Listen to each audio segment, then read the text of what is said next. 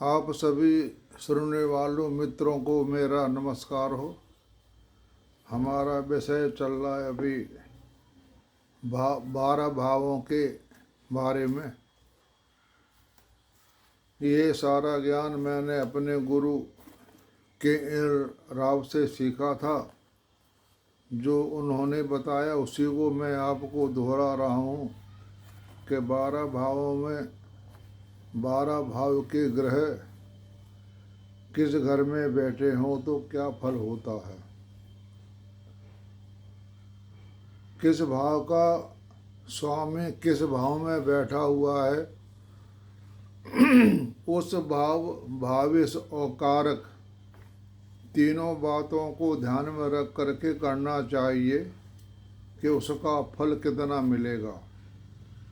ये मान लीजिए कि हमारा कोई भाव है, उसमें 3 लेते हैं भाव भाविस कारक, लगभग 33% हो गए, 100% हो गया। पहला तो एक भाव पर किस भाव की ग्रह की दृष्टि है या नहीं है, शुभ है या अशुभ है। जो उस घर का मालिक है उस भाव की क्या स्थिति है, शुभ या अशुभ। और कारक जो उस घर का है उस घर की क्या स्थिति है। केवल मंगल और शनि अपने कारक भाव में बैठे हों तो वो अच्छा फल देते हैं। जैसे मंगल का 3 और 6 है और शनि का 12 और 8 है। ये इन घरों में बैठे हों तो फल अच्छा ही देंगे। बाकी ग्रहों के जो कारक हैं अपने भाव में बैठे हुए हैं तो उस वे भाव का नाश करते हैं। आज मैं आपको बता रहा हूँ चतुर्थ भाव के बारे में। चतुर्थ भाव तो हमारा सुख का होता है, माता का होता है, प्रॉपर्टी का होता है, यानी जमीन जायदाद का। इस बारे में मैं आपको बता रहा हूँ। तो मैं बता रहा हूँ को चौथे भाव का स्वामी किस भाव में बैठा हुआ हो। लेकिन जो मैंने आपको बात बताई थी भाव भाविस कारक के, उन तीनों को बातों को लेकर ही करना है। और एक भाव पूरा फल दे रहा है तो 33%, 2 ग्रह दे रहे हैं तो 66%, और तीनों ग्रह दे रहे हैं तो 100% वह काम आपका अच्छा होगा। तो प्रथम भाव में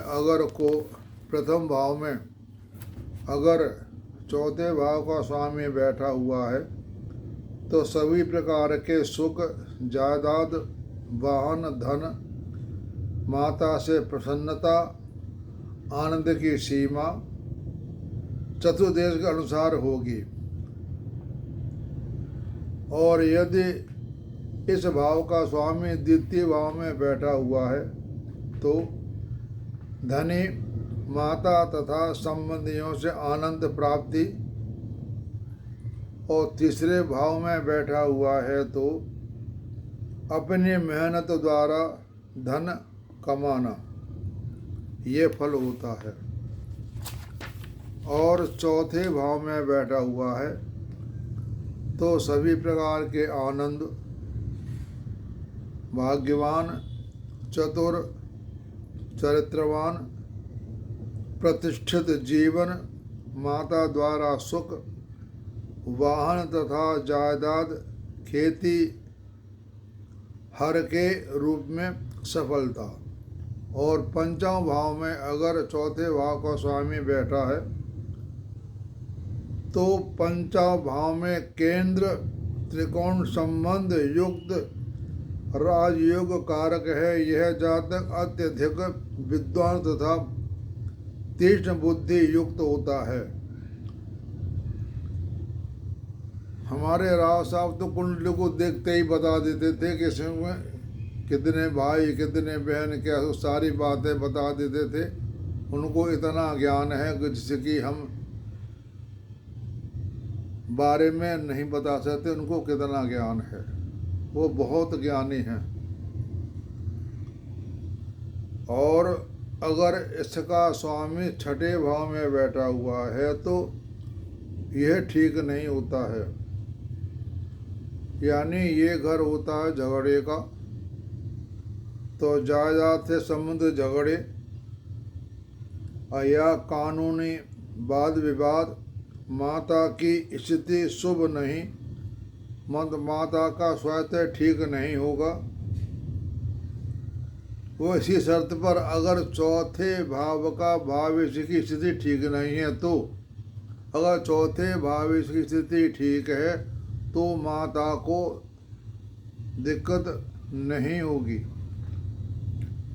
यानी भविष्य कार्य तीनों को लेकर के फल बताना है।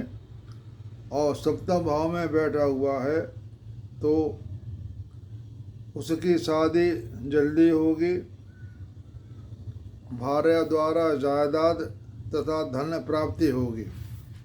और अष्टम भाव में बैठा हुआ है तो ये भी ठीक नहीं, यानी 6 और 8 में बैठा हुआ है तो वो उसके लिए हानिकारक होता है।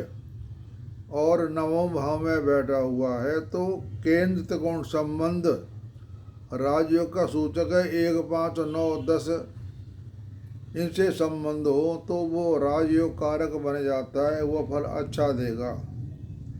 लेकिन भाव भविष्य कारक के आधार पर दसम भाव में बैठा हुआ है तो ये भी बहुत अच्छा होता है।